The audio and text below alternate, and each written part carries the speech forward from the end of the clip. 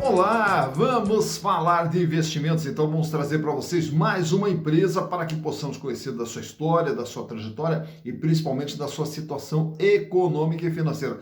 E nós vamos trazer aqui uma empresa novata tanto em tempo de vida, né, já que ela surge no ano de 2012, e também novata na bolsa, já que abriu o seu capital apenas agora no ano de 2021. E essa empresa foi sugerida aqui por um dos nossos inscritos, pelo José Dantas, grande José Dantas. Muito obrigado pela participação, obrigado aí pela sugestão. Um prazer poder lhe atender, José Dantas. E caso também vocês queiram outras empresas, é fácil, basta entrar aqui, ó, canal Silas Negraf, e manda lá a sua sugestão e aproveita, faça a sua inscrição, dá um like, venha junto conosco construir e repartir conhecimentos. Falando em conhecimentos, no dia 7 de novembro estaremos lá com o nosso curso, quinto curso de análise de balanço voltados para investimento. Você que investe em ações ou pretende investir em ações, naturalmente que a dificuldade que tem é saber se vale a pena, se não vale a pena, se uma empresa, como que ela está, enfim, a análise de balanço, ela te mostra a situação econômica e financeira da empresa para você saber se vale a pena ou se não vale a pena investir naquela empresa. E as vagas já são limitadas, né? Já estamos aí com as últimas vagas disponíveis e queremos ter você junto conosco aí. Entra aqui, ó, nesse WhatsApp, me manda lá uma mensagem que eu te passo todas as informações, já que o curso vai ser pela plataforma Google Meet online, permitindo aqui interatividade, e apenas 3 horinhas de curso, onde a gente vai repartir todos esses conhecimentos com vocês. Aí o custo apenas R$25, apenas R$25, e estaremos juntos no dia 7 de novembro, espero vocês, hein? Mas vamos então retratar essa empresa sugerida lá pelo José Dantas, que é a Infracommerce SA, que, como eu já falei anteriormente, é uma empresa nova em tempo de vida e também aqui na Bolsa. E essa empresa ela começa também com toda uma questão de empreendedorismo através do Kai Shoppen. Kai Shoppen é um menino alemão, né, que trabalhou com consultoria lá na Alemanha e depois de trabalhar um tempo com consultoria, foi trabalhar também na parte de e-commerce. E aí dentro do e-commerce veio para o Brasil para tocar também o e-commerce aqui no Brasil, e aí na sequência resolveu montar a sua própria empresa de tecnologia de venda pela internet. E aí a história dele se mistura com a história de um outro menino brasileiro aqui, o Luiz Pavão, menino de origem muito humilde, que veio ali estudando em escolas públicas, depois daí também se desenvolve na parte de tecnologia, na parte de vendas, e faz um curso de publicidade, se forma também em publicidade, com diversos cursos também em marketing, e vai trabalhar também em plataformas de e-commerce, passando ali pela Submarino, depois daí foi trabalhar também na Daslu, onde ele conheceu o Kai Shoppen. O Kai Shoppen apresentou para ele uma ideia, né, de uma plataforma de e-commerce que seria inovadora na época. E aí, depois de um namoro ali, de um tempo ali, daí os dois resolvem montar a empresa. Tanto que daí no ano de 2012, aí que surge a Infracommerce. E qual que era o propósito da Infracommerce? Era uma empresa ali de integração entre os fabricantes e os consumidores, né, fazendo uma ponte ali através de uma plataforma digital, tanto reduzindo custos ali para o fabricante e trazendo preços competitivos também para o consumidor final, atuando nessa ponte entre os dois pilares ali do comércio, né? E aí então começa a desenvolver, já pegando ali algumas grandes marcas para desenvolver essa plataforma de vendas para grandes marcas, atuando como se fosse um atacado, né? Um distribuidor dessas grandes marcas ali. Aí com isso chama a atenção de fundos de investimentos que começam a aportar recursos dentro da Infracommerce. E com isso ela começa a ampliar, tanto que no ano de 2013, aí já monta o seu primeiro centro de distribuição. E a partir daí a coisa vai se desenvolvendo. No ano de 2015 também já passa a atuar no México e aí começa a ampliar também a sua participação na América Latina. Futuramente, daí na sequência, monta também suas plataformas na Argentina, no Peru, no Chile, na Colômbia, enfim, começa a expandir a sua atuação. E vai fazendo daí, atraindo mais fundos de investimentos e vai fazendo investimentos agora dentro da parte de logística e dentro da parte de tecnologia e vai ampliando sua participação e pegando mais clientes, mais grandes marcas que são vendidas através das plataformas da Infracommerce. No ano de 2021, aí eles fazem o IPO e com o IPO passam a comprar outras empresas na área de tecnologia, mais voltadas para logística, tecnologia voltada para logística e tecnologia nos meios de pagamento também das transações eletrônicas. E com isso, a empresa vem crescendo bastante. Tanto é que hoje já conta com mais de 4 mil funcionários, 4 mil colaboradores trabalhando dentro da Infracommerce. Tem atualmente 15 centros de distribuição espalhados pelo Brasil, atende mais de 500 clientes corporativos e processa aproximadamente 18 milhões de pedidos por ano. Mas para que possamos entender o que a Infracommerce, trouxe para vocês aqui os balanços de 2019, 2020, 2021 e também as informações mais recentes da empresa de junho de 2022. E através dos números, vamos conhecer o que a Infracommerce é. Então, vamos aos números. Bem, e aqui estamos então com as demonstrações contábeis da Infracommerce SA, Sociedade Anônima, referentes aqui a 2019, 2020, 2021 e também do primeiro semestre agora do ano de 2022. E vamos entender o que é a empresa através dos seus números, lembrando mais uma vez que no ano de 2021 é o ano do IPO da empresa e naturalmente que nós vamos ver a entrada de todos esses recursos dentro do patrimônio. Então, começando aqui pelo ano de 2019, o que é a Infracommerce em 2019? Uma empresa de 240 milhões de reais. E desses 240 milhões de reais, ela tem toda uma estrutura de funcionamento que absorve aqui 41 milhões de reais, que são seus CDs, prateleiras, instalações, máquinas, empilhadeiras, computadores, veículos, etc. 41 milhões de reais. O intangível são os bens de natureza incorpórea, aquilo que não tem valor, que não existe fisicamente, porém tem valor econômico, né? No caso deles aqui, mais as aquisições que eles já vinham fazendo antes do IPO, também temos aqui o próprio software desenvolvido na atividade que fazem parte desse intangível. E nessa parte de cima é o ativo circulante, capital de giro, que em 2019 totalizava 157 milhões de reais. Desses 157 milhões de reais, que correspondia a 65% de tudo que a empresa possuía, 15 milhões era dinheiro, que a empresa tinha em caixa, banco e aplicação, 89 milhões em contas a receber. E note que a empresa aqui, ela não apresenta aqui a figura dos estoques. Por quê? Porque tudo que ela vende não é dela, tudo que ela vende para outras empresas. Apenas ela faz a intermediação dessas vendas através das plataformas digitais. Já para o ano de 2020, a empresa aumenta o seu tamanho aqui para 420 milhões de reais. Observe aqui que o aumento no intangível, mais aquisições que foram feitas pela empresa, os ágios nas aquisições, e o capital de giro pula para 231 milhões de reais. Apesar desse crescimento nominal, o peso do capital de giro ficou um pouquinho menor, com 55%. Aumentou o volume de dinheiro em caixa, 67 milhões, e aumentou também o contas a receber para 99 milhões de reais. Já em 2021, aí sim, agora nós temos o IPO. E quando é feito o IPO, olha só, a empresa ela pula de 420 milhões para 2 bilhões 761 milhões de reais. Então, em questão de um ano, a empresa ela sai de 420 para 2 bilhões 760. E nesse ano de 2021, através até das diversas aquisições que a empresa começou a fazer depois do IPO, o intangível pulou aqui para 1 bilhão 546 milhões de reais e passou a representar 56% de todo o ativo da empresa. E o capital de giro também aumenta para 882 milhões de reais, o volume de dinheiro em caixa sai de 67 para 210 milhões e os contos a receber foram para 382 milhões de reais. Então está aqui o crescimento da empresa com a IPO. Já em 2022 ela pula agora para 3 bilhões e 72 milhões, com aumento aqui no capital de giro que foi para 1 bilhão e 9 milhões. Aumenta mais um pouco o volume de dinheiro em caixa, ela fecha com 223 milhões de reais em dinheiro e 435 milhões em contas a receber. Então está aqui o crescimento da empresa ao longo desse período analisado.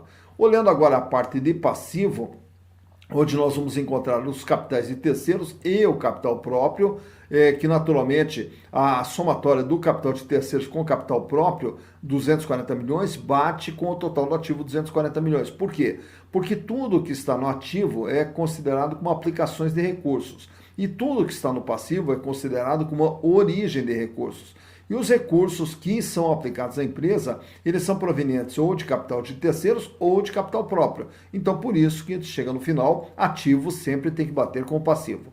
Então, voltando aqui ao endividamento, 200 milhões de reais era o tamanho da dívida, o valor da dívida da empresa em 2019, o que correspondia a 83,2% de tudo que a empresa possuía.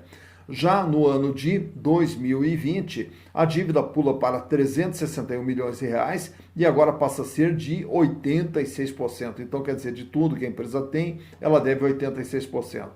Com a IPO, olha aqui, o PL pula de 59 milhões para 1 bilhão 286 milhões. E a dívida, mesmo assim, ela pula de 360 milhões para 1 bilhão 475. Então, repare que com todo esse crescimento da dívida, o peso dela hoje passa a ser bem menor, 53,4%. Por quê? Porque hoje o patrimônio da empresa é de 2 bilhões 761. Então, de tudo aquilo que ela tem, ela deve 53,4%. Grande parte até desse aumento de endividamento aqui são as dívidas contraídas justamente na aquisição das empresas, como a gente citou há pouco. Já em junho de 2022, a dívida fecha com 1 bilhão 889 milhões, com um peso de 61,5%. Então vejo que a dívida da empresa, ela vinha aqui no volume mais alto, ela cai com a IPO e agora ela já sobe um pouquinho, vai para 61,5%. Olhando agora os resultados produzidos pela Infracommerce, no ano de 2019 ela teve um faturamento de 138 milhões, em 2020 235 milhões, em 2021 422 milhões e agora em 6 meses do ano já acumula 414 milhões, projetando o faturamento aqui de pelo menos uns 830 milhões de reais para 2022. Então o faturamento ele vem numa crescente. Só que mais importante do que o faturamento, como nós sempre falamos aqui, é o resultado gerado pela empresa. Em 2019, um prejuízo de 6 milhões 175, em 2020, um prejuízo de 6 milhões 534, em 2021, mesmo com o aumento do faturamento, um prejuízo de 39 milhões de reais, e agora em 2022, mesmo com esse lucro sendo projetado para 830 milhões, ela já acumula 120 milhões de prejuízos. Né? Então, uma empresa que desde 2019 vem lutando aqui para tentar escapar dos prejuízos. E para que possamos entender da onde vem esse prejuízo, está aqui, ó. O custo das mercadorias ou das operações que ela faz, 53,8%, 50%, 51%, 58%, aumentou muito o custo das suas operações. As despesas administrativas, comerciais, enfim, de funcionamento da empresa, 44,7%, 47,3%, 55,2% e 51,6%. E aqui o resultado financeiro, que são as despesas financeiras que são maiores do que as receitas, razão pela qual esse resultado financeiro é negativo, 6, 5,2, 2,1 e 19,1%. Então, devido a esse aumento de custos aqui principalmente e o aumento das despesas financeiras, aqui a empresa acaba fechando com um prejuízo de 120 milhões de reais. Naturalmente que eu daí não trago aqui para vocês os gráficos que geralmente apresentamos dos índices de liquidez, mas só para você ter uma ideia, então eu trago aqui nesse quadrinho, só para ter uma noção aqui, né? Que a liquidez geral sai de 0,83, 0,71, 0,72, 0,66, mostrando que para cada R$1 de dívida ela tem menos de R$1 nas dívidas que vão vencer no curto, médio e longo prazo. A liquidez corrente 0,96, 0,97, 1 e 0,90, mostrando que a empresa aqui no dia a dia, ela já começa a ter dificuldades para fazer frente às suas dívidas de curto prazo. Para cada R$1 de dívida que vence no curto prazo, ela dispõe de apenas 90 centavos. Então é uma empresa aqui que ela começa a ter algumas dificuldades financeiras. O endividamento, como a gente viu há pouco no balanço, 83, 86, 53 e 61%. A dívida até não é alta, né? Porém, a empresa ela está aqui já mostrando aqui alguns sinais de desconforto financeiro. E as rentabilidades, que como nós observamos aqui nos prejuízos gerados, elas fazem com que todos os indicadores de rentabilidade sejam negativos. Então, a empresa ela trabalha com uma margem líquida negativa de tudo aquilo que ela vende, ela ainda perde, a rentabilidade do ativo em relação ao investimento, ela ainda perde, e em relação ao patrimônio líquido, tem em função dos prejuízos, a rentabilidade do PL também é negativa, a razão pela qual os acionistas, a cada exercício, vêm perdendo, né, em função dos prejuízos que a empresa vem apresentando. Mas o que eu trago para vocês é esse outro quadro aqui. Nesse outro quadro, mostro aqui qual é o valor patrimonial de uma ação da Infracommerce. O valor patrimonial é R$ 3,25. Se pegarmos todo o patrimônio, dividirmos entre todos os acionistas, caberia a cada ação R$ 3,25. E essa ação ela está sendo vendida, né, na Bolsa a R$ 5,39. Cotação essa do último dia 18 de outubro. Né? Então vejam que o valor de mercado dela está acima do seu valor patrimonial, o que nos dá um ágio de 64%, medido pelo PVP, preço por valor patrimonial, que fechou em 1,64. Lucro por ação não tem, né? Tem entre parênteses ali 41 centavos de prejuízo por ação e, consequentemente, a rentabilidade da ação também negativa em 7,61%. Os acionistas estão perdendo 7,61% se a empresa mantiver esses resultados aqui. Dividendos por ação, enquanto tem prejuízo, não há como se falar em dividendos, então é zero. E a relação preço/lucro também ali está um tracinho, por quê? Não tem retorno. O que o PL mede? Quanto tempo o acionista irá levar para receber o seu recurso de volta através dos lucros gerados? Como não tem lucro, não há como se medir esse tempo. E o free float dessa empresa fecha em 46,84. Então, o que é esse free float? 46,84% das ações estão sendo negociadas livremente no mercado, que estão fora da mão dos controladores, que são diversos fundos de investimento que hoje têm participação dentro da Infracommerce. Mas também trago para vocês aqui esse gráfico mostrando o comportamento do valor das ações desde o IPO. O IPO que foi realizado lá em maio de 2021, e quando foi realizado o IPO, as ações estavam sendo comercializadas na faixa de R$ 14 aproximadamente, e logo na largada as ações subiram, foram para R$ 22. Só que daí na sequência, aí começou toda uma série de quedas ali, claro, com algumas oscilações para cima e para baixo, mas ela vem e retorna seu valor de R$ 14 em abril de 2022, e desde então ela despenca e passa a trabalhar ali numa faixa de R$ 4, e vai de 4 a R$ 5, né? Culminando também com uma cotação final agora de R$ 5,39 no último dia 18 de outubro. Então, por esse gráfico, você vê quando que as ações da Infracommerce tiveram seu valor mais alto, quando que tiveram seu valor mais baixo e como que vem se comportando o valor das ações da Infracommerce S.A. Tá, então, mais uma empresa conhecida, Infracommerce S.A., que agora você já sabe o que ela é, né? Da onde que ela veio, para onde que ela está indo, enfim, tudo que está acontecendo dentro da empresa. E a gente vai observar que temos muitas empresas aqui que elas são desconhecidas aqui dos consumidores de uma forma geral, porém quando você acessa ali um site, vai fazer uma compra, vai fazer uma transação eletrônica, essas empresas é que elas estão por trás, né? Então são empresas que elas não têm uma visibilidade para o mercado consumidor, para o mercado do varejo aqui de uma forma geral, mas elas estão por trás de grandes marcas fazendo a intermediação dessas negociações, e a Infracommerce é um exemplo dessas empresas aí. E para você investir em ações, ou para quem pretende investir em ações, então é importante sempre o que é. Sabermos o que essa empresa faz, o que ela é, de onde que ela vem, para onde que ela vai, né? Mas principalmente saber como que está a sua situação financeira, em termos de endividamento, se ela é lucrativa, se ela não é lucrativa, porque é isso que vai definir a viabilidade ou não de se fazer um investimento, porque, como eu sempre digo, ganhar dinheiro é muito difícil, então nós temos que ter muito cuidado